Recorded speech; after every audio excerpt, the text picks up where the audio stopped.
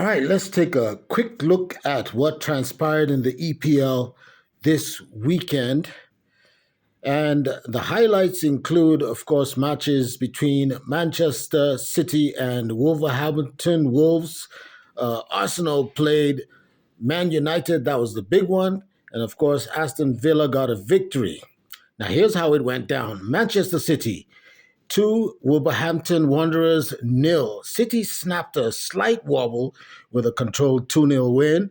Goals from Omar Marmoush and Antoine Semenyo came early just before halftime, and that helped them control the game.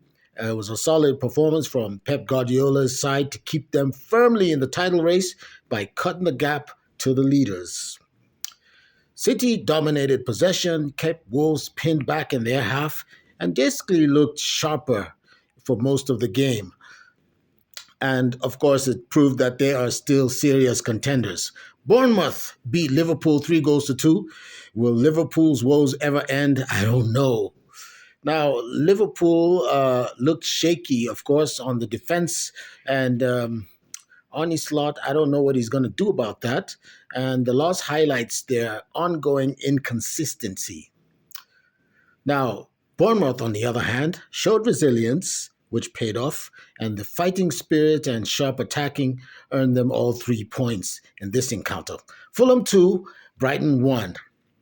Harry Wilson's late free kick winner, of course, handed Fulham a big 2-1 victory at Craven Cottage. Big up to our Nigerian crew who play for Fulham.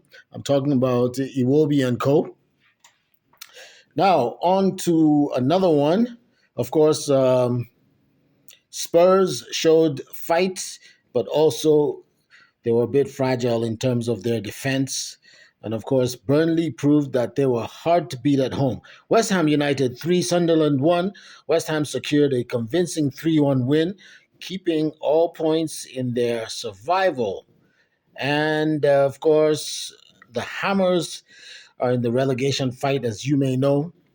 And, they're fighting to stay in there, and they made some good effort this weekend. Aston Villa 2, Newcastle United 0.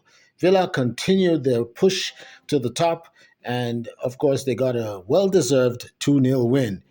Emiliano Buendia's quality in a fantastic goal and an Oli Watkins goal sealed it for Aston Villa. Chelsea 3, Crystal Palace 1. Chelsea won 3-1 at Sellers Park, and they were composed, clinical, and gave a good performance even after Palace went down especially after Palace went down to 10 men. They took advantage of that. Goals from Estevao Pedro and Enzo Fernandez all stood out. And of course, Chelsea looked more composed, and the victory basically eases pressure on the team under their new manager.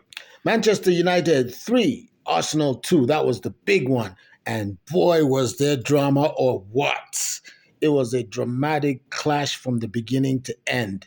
United snatched a late winner, courtesy substitute Mateus Cunha in the 87th minute at the Emirates after Arsenal came back to equalize, making it 2-2.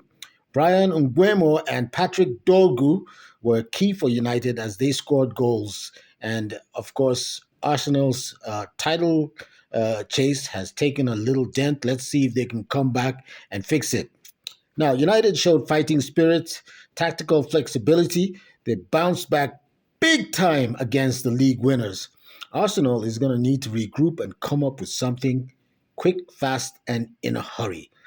Now, this tightens the race, and it could be decisive in a close title race with Manchester City and Aston Villa both breathing down their necks big time. They can feel the breath on their necks. Liverpool's inconsistency has continued after, of course, losing to Bournemouth. United's win keeps their top 4 hopes alive. And, that's about it for this weekend.